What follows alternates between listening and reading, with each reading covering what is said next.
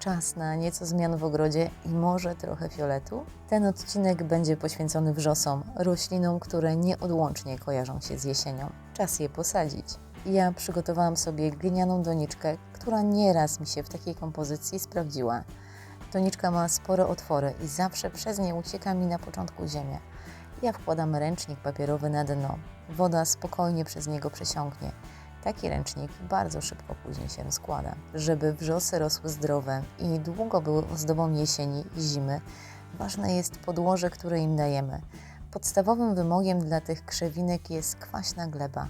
Idealne pH gleby powinno wynosić od 4 do 5,5. Niektórzy mówią, że może to być też 3. Co to znaczy? Że ziemia, na przykład uniwersalna, nie będzie dla nich dobra. Taka ziemia ma zazwyczaj odczyn obojętny lub lekko zasadowy, co może hamować rozwój wrzosów i prowadzić do ich obumierania. Aby stworzyć odpowiednie warunki dla wrzosów, można też zmieszać ziemię uniwersalną z kwaśnym torfem, korą sosnową lub kupić specjalne podłoże przeznaczone dla roślin kwaśnolubnych. I to jest najłatwiejsze rozwiązanie. W sklepach są podłoża do wrzosów, te do rododendronów też będą dobre. Gleba powinna być lekka. Jeżeli przygotowujecie sami mieszankę, możecie dodać na przykład piasek. Doniczka też nie musi być głęboka. Moja nie jest. Wrzosy posiadają płytki system korzeniowy, który składa się z drobnych, delikatnych korzeni. Korzenie tych krzewinek nie sięgają głęboko w glebę, lecz rozrastają się głównie w jej górnych warstwach.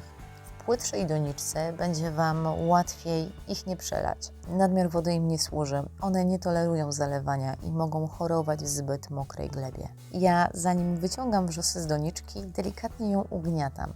Jest wtedy o wiele łatwiej wyjąć roślinę. Widać, że mocno obrosła doniczkę i tu już chciałam trochę rozluźnić korzenie, ale zobaczyłam, że moja krzewinka ma za sucho. Ja ją dobrze nawodnię, zanim posadzę. Jest to bardzo proste. Biorę podstawkę, przelewam przez roślinę wodę i tak zostawiam na 15 minut, żeby wrzosy mogły jeszcze pobrać więcej wody. Możecie też zanurzyć rośliny bez doniczek w wiadrze z wodą.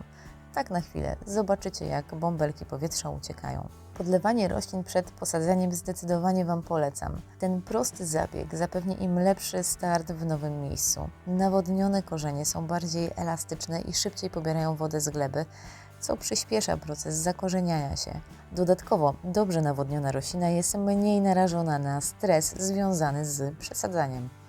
Wilgotna gleba wokół korzeni ułatwia też sadzenie rośliny, jest bardziej elastyczna, lepiej połączy się z tym, co jest w doniczce. W przypadku wrzosów mamy dużo małych korzeni. Jak wrzosy nawodnimy przed sadzeniem, to nie będzie ryzyka, że w tej bryle korzeniowej pojawią się takie suche miejsca, takie bryłki.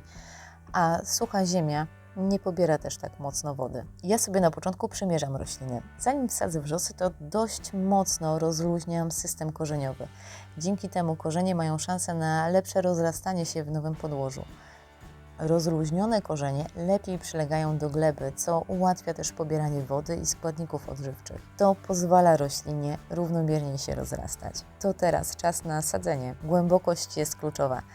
Ich korzenie muszą być całkowicie zakryte ziemią, ale nie mogą być głębiej niż rosły wcześniej w doniczce produkcyjnej.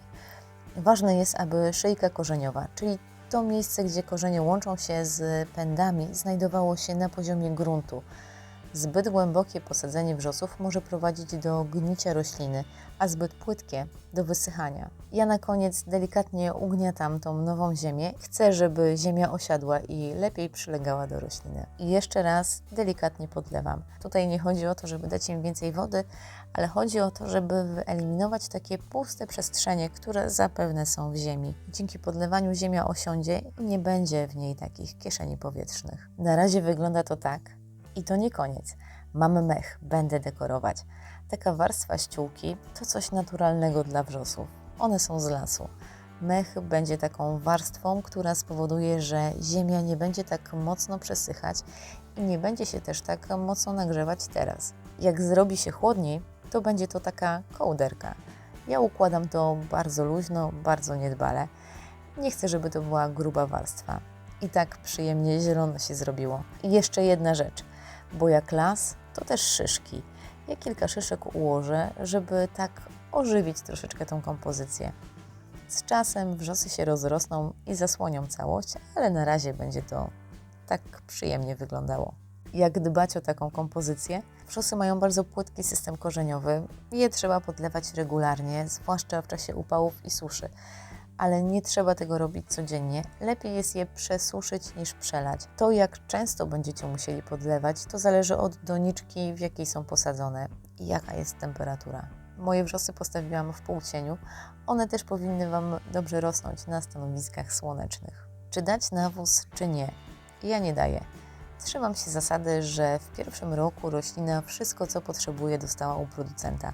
Tak posadzone wrzosy już kiedyś przetrwały mi zimę, później trafiły do ogrodu. Dajcie mi znać, czy podobają Wam się takie filmy. Komentarz, łapka to dla mnie sygnał, żeby właśnie w taką stronę iść.